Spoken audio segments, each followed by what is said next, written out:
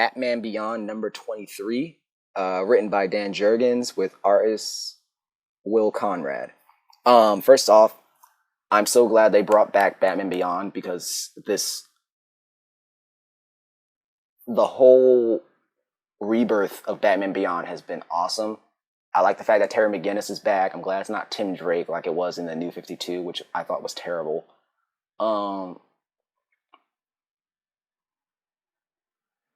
But yeah, they're back. Batman Beyond is back, and he's finally. Because I always thought it would be so cool. When I was watching Batman Beyond the TV show, I always thought it'd be cool if Batman Beyond had a Robin, and the girl Max always seemed like she was gonna be his Robin, but she's more like the tech person, which I guess is fine. But the fact that he finally has a Robin and it's his brother, it kind of puts a whole different spin to the whole Batman Robin relationship. Like, yeah, we've had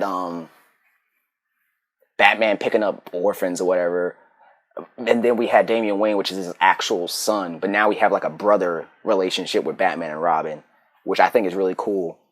This whole arc has been this news reporter Adeline. I can't remember what her last name is. Adeline. She back when Bruce Wayne was Batman, I think he had beaten up her dad in front of her, and he didn't realize that she was there. But this whole event had traumatized her so much that she hates Batman, and that she became the new version of the Scarecrow, which also is cool because I can't remember if the TV show, besides the Return of the Joker movie, ever used. Well, they used Mr. Freeze, but it was the same character, Mr. Freeze. They also showed Bane, but Bane was old. They showed Ra's al Ghul and Talia al Ghul, I believe. Did they show any other Beyond versions of Batman villains? I don't think they've ever shown Beyond versions of Batman villains besides Mr. Freeze, but I don't count that because it was still Victor Freeze. It wasn't a brand new Mr. Freeze. So it's really cool seeing a Beyond version of the Scarecrow. Like, I want them to continue doing that. I want them to continue doing like Beyond versions of old Batman villains. I don't want them to do it like every new arc is a new Beyond villain, a new Beyond Batman old school villain, just Beyond version. I don't want them to keep doing. I don't want them to do it like back to back to back to back to back. Just space it out. Like, don't always like right now. This was like a perfect time to introduce a new version of the Scarecrow, because I didn't expect them to do that. I didn't expect them to introduce a Beyond version of an old villain. So it was a very nice surprise for me, and it was just really cool. Anyway, the issue opens up with Batman and Robin are dealing with the mob that are under control of the new Scarecrow.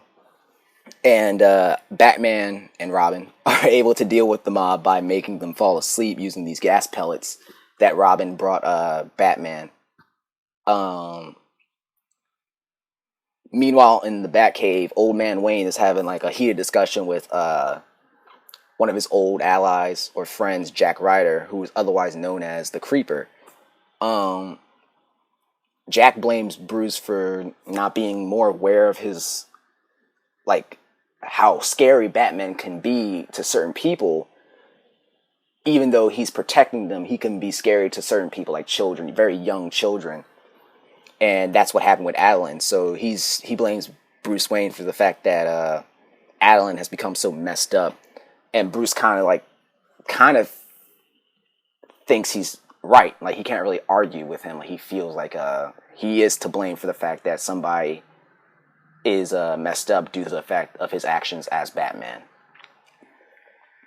Anyway, after this whole scene, Batman and Robin are patrolling the city because Old Man Wayne had told him, like, survey the city, try and find any traces of fear gas that could be causing the city, because the entire city is like scared of Batman. So they're trying to figure out what is causing it. Because normally the old Scarecrow would use the fear gas, but it doesn't seem like there's any traces of any fear gas in any neighborhood or whatever. But then Robin notices that the monitors around the city are just static. And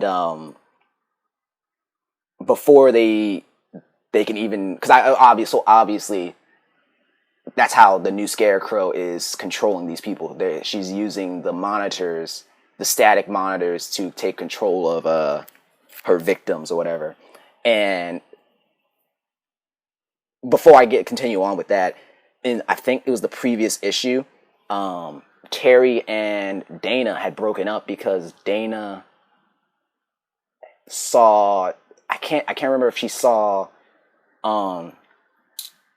Terry kissing Melanie, who was, if I'm remembering her name is Melanie, who was 10 when the Royal Flush Gang. Melanie is trying to change her image to show Terry that she is a changed person because she wants to be with Terry or whatever. But she's the only person who's not really watching TV at the moment, so she's not under the influence. Dang it, I just ruined the next issue for myself. God dang it. I hate myself. So yeah, I guess that's how, okay, so yeah, I'm just going to continue on now. Barbara Gordon, under the influence of the new Scarecrow, takes out the Batmobile, like she blows it up.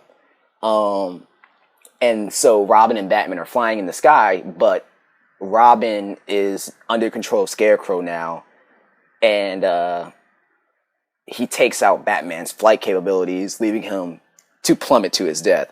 So I'm assuming in issue 24, 10, using one of her flight cards, is going to save him.